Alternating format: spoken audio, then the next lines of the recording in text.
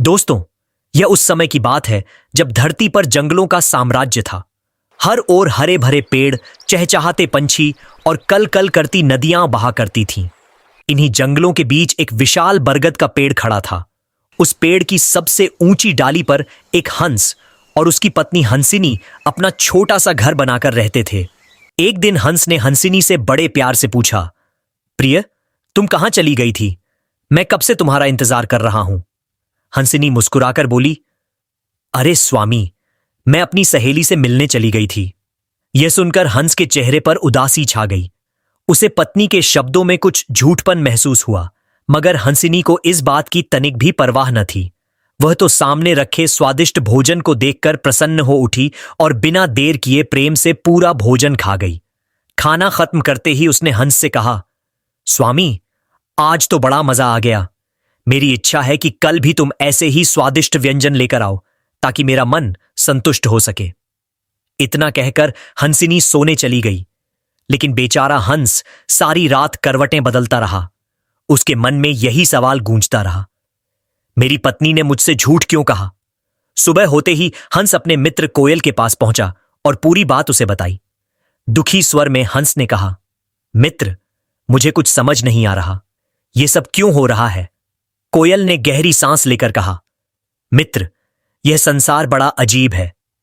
पहले मुझे लगता था कि मनुष्य ही स्वार्थ के कारण धोखा देते हैं, पर अब तो लगता है कि किसी पर भी भरोसा नहीं किया जा सकता।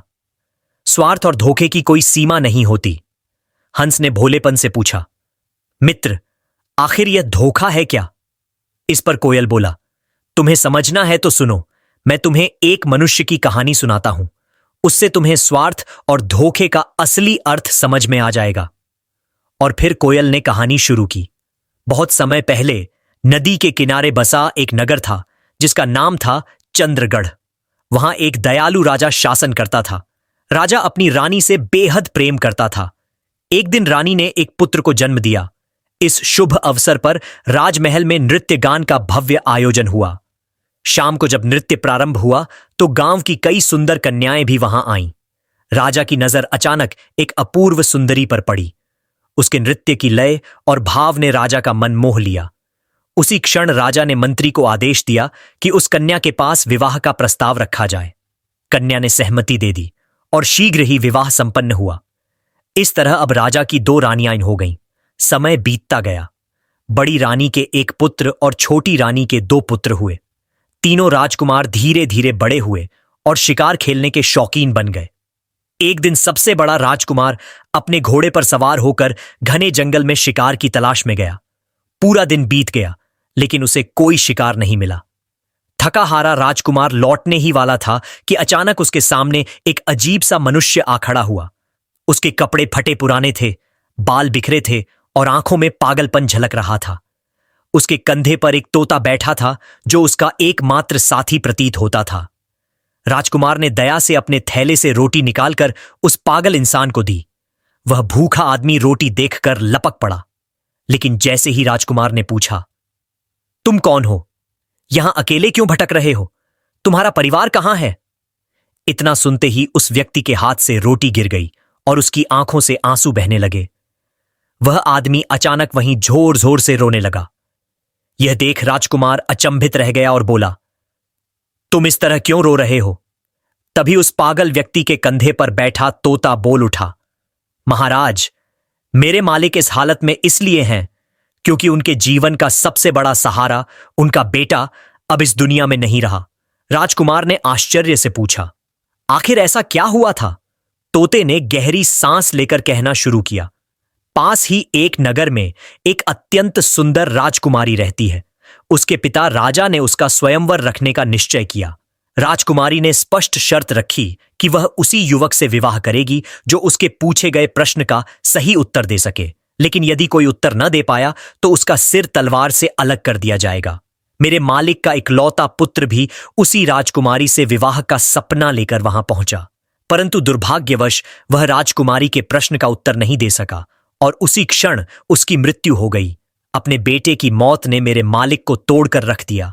वे यह आघात सह नहीं पाए और धीरे धीरे उनका मानसिक संतुलन बिगड़ गया। तभी से वे इस घने जंगलों में भटकते फिर रहे हैं। यह सुनते ही राजकुमार स्तब्ध रह गया। वह व्यक्ति धीरे धीरे वहां से चला गया, लेकिन उसके शब्द राजकुमार के मन पर गहरी छाप छोड़ गए। महल लौटते समय भी राजकुमार के मन में वही विचार उमड़ते रहे। उसके हृदय में उस राजकुमारी का चित्र बस चुका था। घर लौटकर उसने विश्राम करने की कोशिश की, परंतु रात भर उसे नींद नहीं आई। सुबह होते ही उसके धैर्य का बांध टूट गया। वह तुरंत घोड़े पर सवार हुआ और राजकुमारी के महल की ओर निकल पड़ा। जब उसके माता पिता ने पूछा, बेटा, कहां जा रहे हो? राजकुमार ने दृढ़ स्वर में उत्तर दिया, पास ही के नगर में एक राजकुमारी रहती थी जो विवाह योग्य थी, परंतु उसने एक अजीब शर्त रख दी थी। वह उसी युवक से विवाह करेगी जो उसके पूछे गए प्रश्न का सही उत्तर देगा। यदि कोई उत्तर न दे पाया तो उसी क्षण उसका सिर काट दिया जाएगा। इस शर्त के कारण अब तक अनेक वीर युवकों की बलि चढ़ चुकी थी। जब यह बात राजकुमार के माता पिता को पता चली तो वे अत्यंत व्याकुल हो उठे। उन्होंने अपने पुत्र को रोकने की पूरी कोशिश की, परंतु राजकुमार के मन पर तो राजकुमारी की छवि छा चुकी थी। उसके कानों में बस उसी प्रश्न की गूंज थी।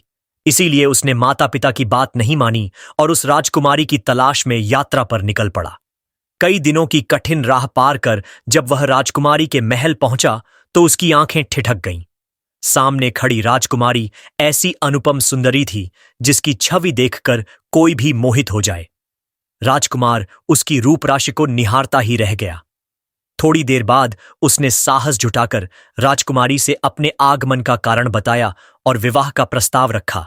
राजकुमारी ने गंभीर स्वर में कहा, मैं विवाह के लिए तैयार हूं, लेकिन पहले तुम्हें मेरे प्रश्न का उत्तर देना होगा। यदि तुम उत्तर न दे सके तो तुम्हारा सिर काट दिया जाएगा। राजकुमार ने बिना झिझक उत्तर दिया, देवी, अब मेरे हृदय में केवल आप ही बसी हैं। मैं आपके हर प्रश्न का उत्तर देने को तत्पर हूं। आप पूछिए। फिर राजकुमारी ने वही प्रश्न दोहराया जो वह अब तक अनेक लोगों से पूछती आई थी। राजकुमार ने प्रश्न सुना तो स्तब्ध रह गया। उसके दिमाग में कोई उत्तर नहीं सूझा। कुछ क्षण मौन रहने के बाद जब वह उत्तर देने में असमर्थ रहा तो राजकुमारी के आदेश से उसका सिर धड़ से अलग कर दिया गया।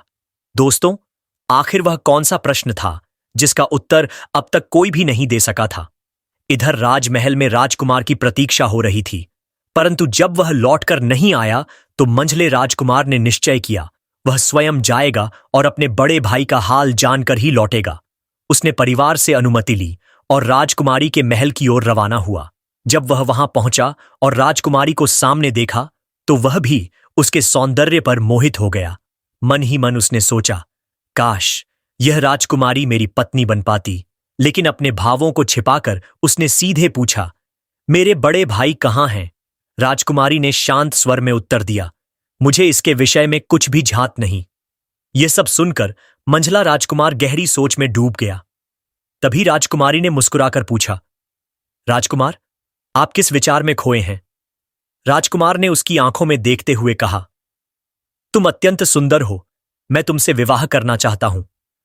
राजकुमारी ने उत्तर दिया, विवाह संभव है, परंतु पहले मेरी एक शर्त है। तुम्हें मेरे प्रश्न का सही उत्तर देना होगा। यदि तुम सफल रहे तो मैं तुम्हारी पत्नी बन जाऊंगी, लेकिन यदि उत्तर न दे सके तो तुम्हारा सिर अलग कर दिया जाएगा।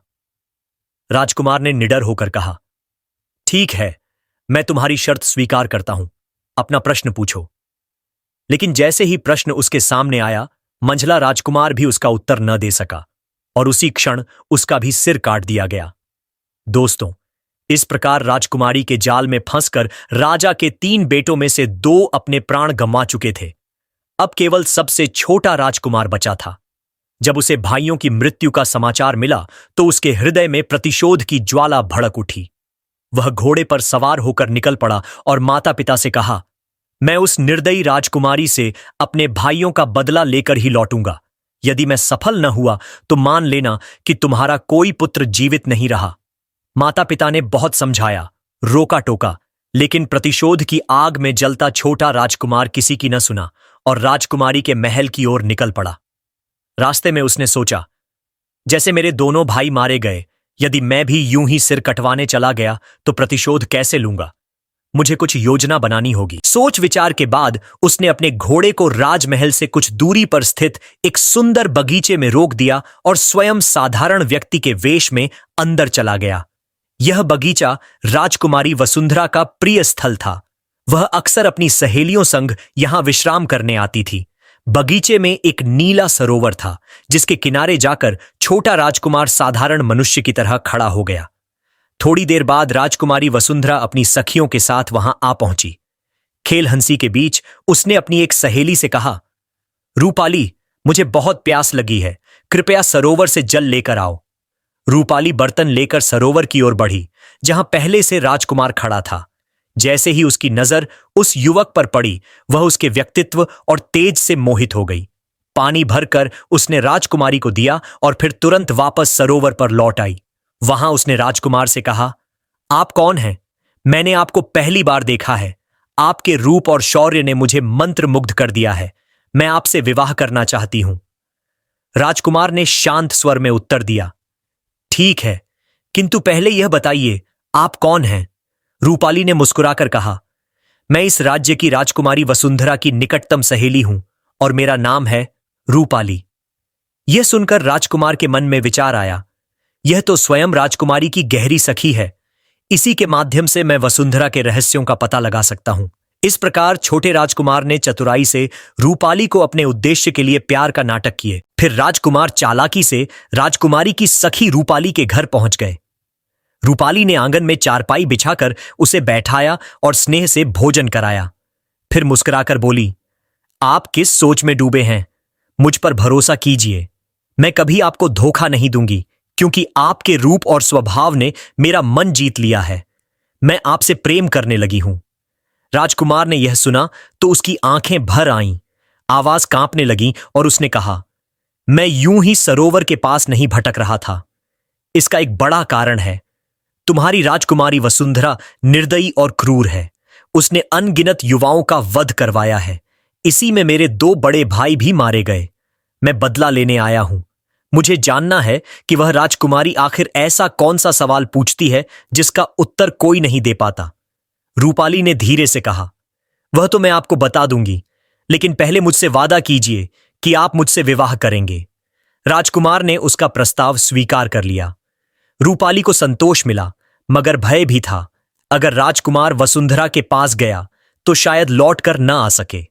राजकुमार ने कहा, मैं तुमसे विवाह अवश्य करूंगा, पर पहले भाइयों की मौत का हिसाब लेना है। यह सुन रूपाली को पूरा विश्वास हो गया। वह बोली, राजकुमारी हर युवक से सिर्फ एक ही सवाल करती है, चंद्र सरोवर की कहानी क्या है? राजकुमार ने उत्सुकता से कहा, तो तुम्हें प्रश्न मालूम है, उत्तर भी पता होगा, मुझे बता दो। रूपाली ने हाथ जोड़कर कहा, काश मुझे उत्तर आता तो मैं आपको जरूर बता देती, लेकिन इसका रहस्य सिर्फ हमारे राज्य का एक साधु जानता है। उसी साधु ने राजकुमारी को यह युक्ति दी थी कि विवाह चाहने वाले से चंद्र सरोवर की कथा पूछना। दरअसल राजकुमारी को खुद भी इसका जवाब नहीं पता। वह उस साधु से प्रेम करती है और उसी की बात मानती है। यह सुनकर राजकुमार बोला, तुमने तो मेरा मार्ग आसान कर दिया। अब मैं उसी साधु से चंद्र सरोवर की कथा जानने जाऊंगा। तुम यहीं मेरा इंतजार करना, मैं लौटकर अवश्य आऊंगा। रूपाली ने गंभीर स्वर में कहा, चंद्र सरोवर की कहानी कहां मिलेगी मैं यह भी बता सकती हूं, लेकिन वहां पहुंचना खतरनाक है। जाने वाला शायद ही लौटे। मार्ग में अनगिनत संकट हैं। आप जीवित नहीं बच पाएंगे। बेहतर है इस विचार को छोड़ दें। बदला लेना भूल जाइए और मेरे साथ विवाह कर लीजिए। राजकुमार ने दृढ़ता से उत्तर दिया, चाहे कितनी भी कठिनाई आए, मैं जाऊंगा और अपने भाइयों का प्रतिशोध लूंगा। रूपाली ने सिर झुका लिया और बोली, अब चाहे हम कितना भी रोकें, यह नहीं रुकेगा। फिर उसने एक घोड़ा और तलवार राजकुमार को थमाते हुए कहा, ये दोनों तुम्हारे काम आएंगे। तुम पश्चिम दिशा की ओर बढ़ना। रास्ते में एक गुफा आएगी जिसमें एक बूढ़ा शेर रहता है। उससे मत डरना, वह शिकार नहीं कर पाता और भूखा रहता है। तुम तलवार से रास्ते में शिकार करके उसे भोजन देना। जब वह बाहर आए तो खाना उसके सामने रख देना। जब तुम उसे भोजन दोगे तो वह अवश्य तुम्हारी सहायता करेगा। रूपाली ने समझाते हुए कहा, बस ध्यान रखना, आगे बढ़ते हुए तुम समुद्र तट तक पहुंचोगे। उसके बाद तुम्हें समुद्र पार करना होगा। इतना कहकर रूपाली ने राजकुमार को विदा किया। राजकुमार दृढ़ निश्चय के साथ पश्चिम दिशा की ओर जंगल की ओर निकल पड़ा। धीरे धीरे वह घने वन में आगे बढ़ा।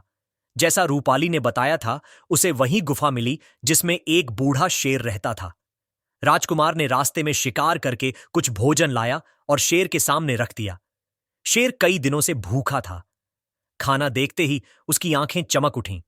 वह तुरंत भोजन की ओर लपका और संतोषपूर्वक खाने लगा।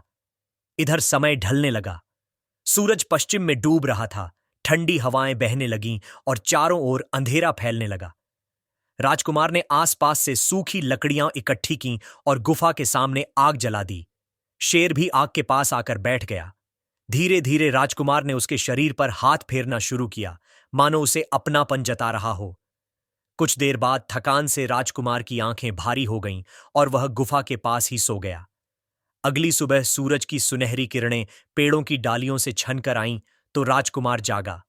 अब वह बूढ़े शेर के साथ पश्चिम की ओर आगे बढ़ने लगा। चलते चलते राजकुमार के सामने कई कठिनाइयां आईं। कभी हिंसक जानवरों का झुंड उसके रास्ते में खड़ा हो जाता तो कभी भयानक आवाजें सुनाई देती। लेकिन जैसे ही बूढ़ा शेर दहाड़ता, सारे जंगली जीव भयभीत होकर भाग खड़े होते। इस प्रकार राजकुमार और बूढ़ा शेर सुरक्षित आगे बढ़ते हुए समुद्र के किनारे पहुंच गए। वहां उन्होंने देखा कि तट पर एक पुरानी नाव पड़ी है। राजकुमार तुरंत उस नाव में सवार हुआ और समुद्र पार करने की यात्रा शुरू कर दी। ठीक 8 दिन तक संघर्षपूर्ण सफर करने के बाद वह समुद्र पार करके एक नगर में पहुंचा। वहां पहुंचकर उसने चारों ओर चंद्र सरोवर की कहानी के बारे में जानने की कोशिश शुरू कर दी। भटकते भटकते राजकुमार एक बेहद सुंदर राज्य में पहुंचा। उस राज्य का शासक था राजा सरोवर। वहां प्रतिदिन नृत्य और संगीत के कार्यक्रम आयोजित होते थे। सभा में चारों ओर हर्ष और उल्लास का वातावरण रहता था। राजकुमार भी चुपचाप उन दर्शकों के बीच जाकर बैठ गया। सभा के बीच राजा की नजर उस अजनबी राजकुमार पर पड़ी। कार्यक्रम समाप्त होने पर राजा ने उसे अपने पास बुलवाया। राजा ने पूछा, तुम इस राज्य के वासी तो प्रतीत नहीं होते। पहले कभी यहां तुम्हें नहीं देखा गया। बताओ, तुम कौन हो और किस प्रयोजन से आए हो? राजकुमार तो चंद्र सरोवर की कथा जानने आया था। उसे यकीन था कि यह रहस्य राजा सरोवर को अवश्य पता होगा। इसलिए उसने बात घुमाकर कहा, महाराज, यदि अनुमति दें तो मैं आपको एक गीत सुनाना चाहता हूं। राजा बोले, बहुत अच्छा, यदि तुम्हें कोई गीत आता है तो अवश्य सुनाओ। फिर राजकुमार ने गीत गाना आरंभ किया। उसका गायन इतना मधुर और मोहक था कि पूरी सभा उसकी धुन में खो गई। लोग खड़े होकर तालियां बजाने लगे और राज दरबार वाहवाही से गूंज उठा। राजा भी आनंद से भर गया। हर्षित होकर उसने राजकुमार से कहा, तुम्हारे संगीत ने मेरा मन प्रसन्न कर दिया। आज मैं तुम्हें वचन देता हूं, जो कुछ भी मांगोगे मैं अवश्य दूंगा। राजकुमार मुस्कुराया और बोला, महाराज, यदि मैंने कुछ मांग लिया और आपने अपनी कही बात से मुकर गए तो? यह सुनकर राजा हंस पड़ा और बोला, नहीं, तुम निश्चिंत रहो, जो भी चाहोगे मैं अवश्य दूंगा। राजा ने कहा, इसीलिए अब जो भी तुम्हारी इच्छा हो निडर होकर कहो। राजकुमार बोला, महाराज, मुझे धन, वैभव, राज्य या खजाना कुछ भी नहीं चाहिए। मैं आपसे केवल एक ही बात चाहता हूं, कृपया मुझे चंद्र सरोवर की कहानी बता दीजिए। यह सुनते ही राजा सरोवर का चेहरा पीला पड़ गया। उसके माथे पर पसीने की बूंदें चमकने लगीं। वह घबराकर बोला, अरे, यह कैसी मांग कर बैठे तुम? तुम मुझसे पूरा राज्य मांग लेते तो भी मैं सहर्ष दे देता, पर तुमने मुझसे ऐसी चीज मांग ली है जो मुझे कहते डर लगता है। हां, मैं इस कहानी को जानता हूं, लेकिन इसे जुबान पर लाना मेरे लिए आसान नहीं है। राजकुमार शांत स्वर में बोला, महाराज, अभी अभी आपने स्वयं वचन दिया था कि जो भी मैं मांगूंगा आप उसे देंगे, तो फिर अब पीछे क्यों हट रहे हैं? मैं आपसे निवेदन करता हूं, कृपया मुझे चंद्र सरोवर की सच्चाई बताइए। आखिर इस कहानी में ऐसा रहस्य क्या है? राजा अपने ही वचन में बंध गया। कुछ देर तक मौन रहने के बाद उसने गहरी सांस ली और बोला, ठीक है, यदि यही तुम्हारी अंतिम जिद है तो मैं तुम्हें चंद्र सरोवर की कहानी सुना दूंगा। लेकिन याद रखना, जैसे ही यह कथा पूरी होगी तुम्हारा सिर धड़ से अलग कर दिया जाएगा। अगर तुम इस शर्त को स्वीकार करते हो तो मैं कथा शुरू करता हूं। राजकुमार ने साहस से कहा, महाराज, आप मेरा सिर कटवा सकते हैं, पर मुझे कहानी अवश्य सुनाइए। राजा बोला, अच्छा, ठीक है, मैं वचन निभाऊंगा और तुम्हें कथा सुनाऊंगा। फिर उसने अपने मंत्रियों और सैनिकों को संकेत किया। कुछ ही देर में वे कारागार से लौटे, साथ में एक अत्यंत सुंदर युवती को घसीटते हुए लाए। लेकिन उस युवती की दशा दयनीय थी। उसके शरीर पर फटे पुराने वस्त्र थे, हाथों में लोहे की बेड़ियां और पैरों में जंजीरें। वह ठीक से चल भी नहीं पा रही थी। सैनिक उसे कोड़े मारते हुए राजा के सामने खड़ा कर देते हैं। यह दृश्य देखकर राजकुमार चौंक उठा। उसने विस्मित होकर पूछा, महाराज, यह सब क्या हो रहा है? मुझे कुछ समझ नहीं आ रहा। राजा ने गहरी सांस भरते हुए कहा, तुम चंद्र सरोवर की कहानी जानना चाहते थे, तो अब सुनो। सरोवर मेरा नाम है और चंद्र इस युवती का नाम है, जो इस समय तुम्हारे सामने जंजीरों में बंधी खड़ी है। राजकुमार हक्का बक्का रह गया। धीरे से बोला, तो इसका मतलब यह है कि चंद्र सरोवर की कहानी दरअसल आपकी अपनी कहानी है? राजा ने सिर झुकाकर उत्तर दिया, हां, यह मेरी ही दास्तान है। जब मैं युवा था और शिकार खेलने जंगल गया था, तो एक दिन मेरी नजर तालाब के किनारे पड़ी। वहां यह युवती चंद्र अपनी सहेलियों के साथ बैठी थी। मैंने जैसे ही इसे देखा तो इसकी सुंदरता पर मोहित हो गया। यह भी मुझे देख मुस्कुरा उठी। मैं तो इसकी छवि में खो गया। मेरी जुबान जैसे तालाबंद हो गई। कुछ कह ही नहीं पाया। तभी इसने ही मुझे पास बुलाया और पूछा, आप कौन हैं? कहां से आए हैं? और इस तरह मुझे क्यों देख रहे हैं? मैंने उलझन में धीरे से कहा, मेरा नाम सरोवर है, और अगर आप जानना चाहती हैं कि मैं क्या देख रहा हूं, सुनो। तुम इतनी सुंदर हो कि मन करता है बस तुम्हें ही देखता रहूं। इससे पहले कि मैं कुछ और कह पाता, उस युवती ने मुझसे प्रश्न किया, क्या आप मुझसे विवाह करेंगे? यह वही बात थी जो मेरे दिल में थी, पर शब्दों में कह नहीं पा रहा था। उसकी बात सुनकर मेरा मन प्रसन्न हो उठा। वह मुझे अपने घर ले गई और माता पिता से बोली, अगर मैं विवाह करूंगी तो केवल इसी युवक से, अन्यथा मैं जीवन भर अविवाहित रहूंगी या फिर प्राण त्याग दूंगी। उसके माता पिता ने बहुत समझाया, बेटी, इस युवक के परिवार का कुछ पता नहीं। यह कहां से आया है हमें मालूम नहीं। हम कैसे तुम्हारा विवाह एक अजनबी से कर सकते हैं? लेकिन लड़की अपने निर्णय पर अडिग रही। उसने जिद में खाना पीना तक छोड़ दिया। अंततः उसके तप और संकल्प के आगे माता पिता को झुकना पड़ा।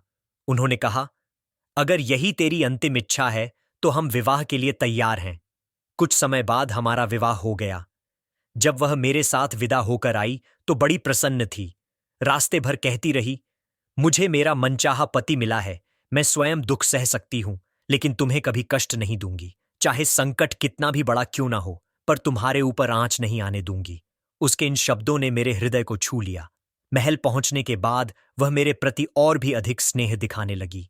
धीरे धीरे मैं भी उसके प्रेम में इतना डूब गया कि राजदरबार के कामकाज निपटाकर जल्दी घर लौट आता। कुछ दिनों तक सब कुछ अच्छा चलता रहा, पर एक दिन जब मैं रोज की तरह घर पहुंचा तो अचानक बहुत गहरी नींद ने मुझे घेर लिया। यह रोज रोज होने लगा। मैं घर आते ही सो जाता। एक दिन अचानक नींद जल्दी खुली तो देखा कि मेरी पत्नी चुपचाप महल से बाहर जा रही है। मैं भी उसके पीछे निकल पड़ा। देखा कि वह जंगल में एक साधु से हंसते बोलते बातें कर रही थी। यह देखकर मेरा मन कांप उठा। सोचने लगा, क्या यह रोज का सिलसिला है या आज पहली बार? मैं चुपचाप वापस लौट आया। राजकुमार बेचैन होकर बोला, फिर आगे क्या हुआ महाराज? महाराज ने कहना शुरू किया, उस दिन पूरा दिन मैं उसी के ख्यालों में डूबा रहा। दूसरे दिन भी वही स्थिति रही। शाम को उसने मुझे भोजन दिया, लेकिन इस बार मैंने निश्चय किया कि चाहे कुछ भी हो, आज मैं नहीं सोऊंगा। रात को मैं उससे बातें करता रहा। जब बहुत देर हो गई तो उसने कहा, प्रियवर, अब बहुत देर हो गई है, कृपया सो जाइए। मैंने सोने का अभिनय किया, आंखें बंद कर लीं, लेकिन भीतर से पूरी तरह जाग रहा था। जैसे ही उसे भरोसा हुआ कि मैं सो गया हूं, वह धीरे से महल से बाहर निकल गई। मैं भी उसके पीछे गया और जो देखा उसने मेरी आत्मा हिला दी। वह स्त्री उसी साधु के पास पहुंची। साधु हाथ में डंडा लिए क्रोधित होकर बोला, आज आने में इतनी देर क्यों कर दी? कहां थी अब तक? वह स्त्री भयभीत होकर हाथ जोड़ते हुए बोली, स्वामी, कृपा कर मुझे क्षमा करें। पत्नी ने साधु से कहा, आज देर इसलिए हुई क्योंकि मेरे पति आज देर से सोए, पर अगली बार ऐसा नहीं होगा। मैं उनके भोजन में जहर मिला दूंगी ताकि वे सदा के लिए सो जाएं और फिर मैं केवल आपके पास रह सकूं। उसकी बात सुनकर मेरा खून जम गया, शरीर कांपने लगा और माथे से पसीना टपकने लगा। इतने में साधु की नजर मेरी ओर चली गई। वह बोला, उस पेड़ के पीछे कोई हमें देख रहा है। फिर मेरी पत्नी चंद्र मेरी ओर देखकर चीख पड़ी, ये तो मेरे पति हैं, आप इन्हें तुरंत मार डालिए। बस फिर क्या था, दोनों मेरे ऊपर टूट पड़े। साधु और मेरी पत्नी ने मुझ पर हमला कर दिया। मैं अकेला था, लेकिन पूरी ताकत से लड़ा। युद्ध भयंकर था। लड़ते लड़ते मैं जमीन पर गिर पड़ा। साधु ने मुझे पकड़कर कसकर दबोच लिया। उसी समय मेरी पत्नी तलवार लेकर मेरे सीने पर चढ़ बैठी। मैं पूरी तरह असहाय था, मौत सामने खड़ी थी। तभी अचानक जाने क्यों वह साधु मुझे छोड़कर भाग खड़ा हुआ।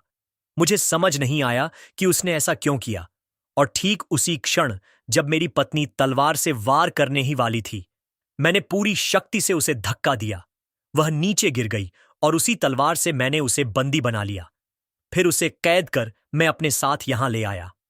इतना कहकर राजा कुछ देर शांत हो गए। राजकुमार ने धीमे स्वर में पूछा, महाराज, लेकिन उस साधु का क्या हुआ? राजा ने गहरी सांस लेते हुए कहा, बाद में पता चला कि वह साधु समुद्र पार वसुंधरा नाम की एक राजकुमारी के राज्य में जाकर छिप गया। यह सुनकर राजकुमार को पूरी बात स्पष्ट हो गई। वह बोला, महाराज, मैंने आपके वचन के अनुसार पूरी कथा सुन ली। अब आप भी अपने वादे के अनुसार सिर कटवाने के लिए तैयार हो जाइए। राजकुमार आगे बोला, आप मेरा सिर अवश्य कटवा सकते हैं, लेकिन पहले कृपया यह बता दीजिए कि वसुंधरा नाम की राजकुमारी ने उस साधु को अपने राज्य में क्यों छिपाया और अब तक उसकी रक्षा क्यों की? यह प्रश्न सुनकर राजा सरोवर मौन रह गए, कोई उत्तर न दे सके। इसके बाद राजकुमार ने राजकुमारी वसुंधरा की सहेली की ओर देखकर कहा, आपका धन्यवाद, आपकी मदद से ही आज मुझे अपने भाई वापस मिले हैं। फिर उसने राजकुमारी वसुंधरा की ओर मुड़कर कहा, जीवन में कभी भी किसी पर आंख मूंद कर भरोसा नहीं करना चाहिए। जब तक किसी व्यक्ति को पूरी तरह समझ न लिया जाए, उसके छलावे में आना भारी पड़ सकता है। अक्सर लोग अपने स्वार्थ छिपाकर मेल जोल बढ़ाते हैं और बाद में विश्वासघात कर जाते हैं। राजकुमार की बातें सुनकर राजकुमारी वसुंधरा की आंखें नम हो गईं। उसने चुपचाप सिर झुका लिया, मानो अपने किए पर पछता रही हो। इसके बाद राजकुमार अपने दोनों भाइयों और वसुंधरा की सहेली को लेकर अपने राज्य की ओर लौट गया। अंतिम शिक्षा दोस्तों, इस पूरी कथा से हमें यह सीख मिलती है कि कभी भी किसी पर अंधा विश्वास नहीं करना चाहिए। बिना पूरी सच्चाई जाने किसी के बहकावे में नहीं आना चाहिए, और सबसे जरूरी, हमें कभी भी किसी की भावनाओं से खिलवाड़ नहीं करना चाहिए। तो दोस्तों, आपको यह कहानी कैसी लगी? अगर पसंद आई हो तो लाइक जरूर कीजिए, अपने मित्रों के साथ शेयर कीजिए और हमारे चैनल को सब्सक्राइब करना न भूलिए। जय माता दी। ओम नमः शिवाय।